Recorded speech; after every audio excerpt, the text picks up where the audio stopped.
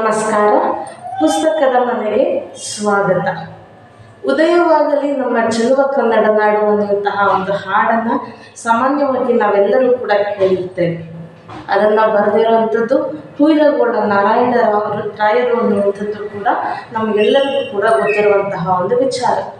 ಇವತ್ತು ನಾನು ನಿಮ್ಮೆಲ್ಲರ ಮುಂದೆ ಹುಯಿಲಗೋಳ ನಾರಾಯಣ ರಾಯರ ಕುರಿತು ಒಂದಷ್ಟು ಮಾಹಿತಿಯನ್ನು ಹಂಚಿಕೊಳ್ಳುವಂತಹ ಪ್ರಯತ್ನವನ್ನು ಮಾಡ್ತಾ ಇದ್ದೇನೆ.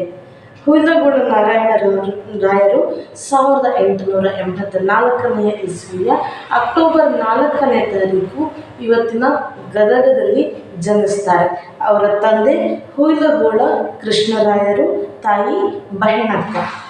ಅದರ ನಂತರದಲ್ಲಿ ಗೋಕಾಕ್, ಗದಗ ಮತ್ತು ಧಾರವಾಡದಲ್ಲಿ ಅವರ ಪ್ರಾಥಮಿಕ ಶಿಕ್ಷಣ ನಡೆಯುತ್ತೆ. ಪೂನಾದಲ್ಲಿ ಉನ್ನತ ಶಿಕ್ಷಣವನ್ನು ಮುಗಿಸ್ತಾರೆ. ಅದಾದ ನಂತರದಲ್ಲಿ ಶಿಕ್ಷಣ ಎಲ್ಲ ಮುಗಿದ ನಂತರದಲ್ಲಿ ಧಾರವಾಡದ ವಿಕ್ಟೋರಿಯಾ ಪ್ರೌಢಶಾಲೆಯಲ್ಲಿ ಶಿಕ್ಷಕ ವೃತ್ತಿಯನ್ನು ಪ್ರಾರಂಭಿಸ್ತಾರೆ. ಕೆಲವೇ ವರ್ಷಗಳಲ್ಲಿ ತಮ್ಮ ಒಂದು ಶಿಕ್ಷಕ ವೃತ್ತಿಗೆ ರಾಜೀನಾಮೆಯನ್ನು ನೀಡಿ ಇವತ್ತಿನ ಮುಂಬೈನಲ್ಲಿ ವಕೀಲಿ ವೃತ್ತಿಗೆ ತರಬೇತಿಯನ್ನು ಪಡ್ಕೊಂಡು 1911 ಇಸ್ವಿಯಿಂದ ವಕೀಲಿ ಒಂದು ವೃತ್ತಿಯನ್ನು ಅವರು ನಡೆಸಿಕೊಂಡು ಬರ್ತಾರೆ. ಅದಾದ ನಂತರದಲ್ಲಿ ಹುಯಿಲಗೋಳ ನಾರಾಯಣ ರಾಯರು ಅಂತ ಹೇಳಿದರೆ ನಮಗೆ ಅವರಲ್ಲಿ ಮುಖ್ಯವಾಗಿ ಕಾಣಲಿಕ್ಕೆ ಸಿಗಬೇಕಾಗಿರುವಂಥದ್ದು ಅವರು ಬರೆದಿರುವಂತಹ ನಾಟಕಗಳು.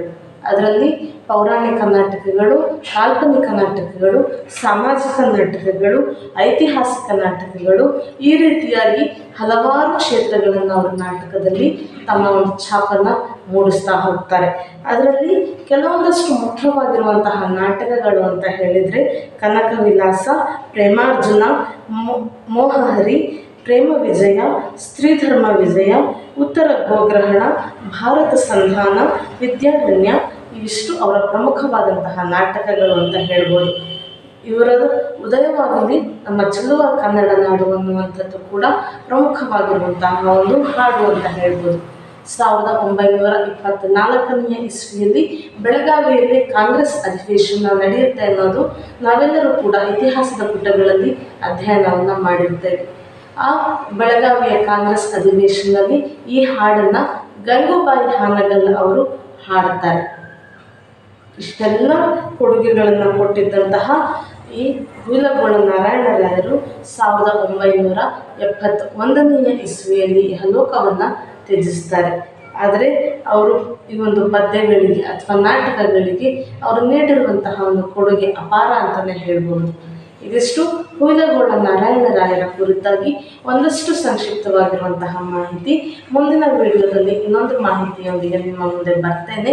ಅಲ್ಲಿಯವರೆಗೆ ನಮ್ಮ ವಿಡಿಯೋಗಳನ್ನು ನೋಡ್ತಾ ಇರಿ. ನಮಸ್ಕಾರ.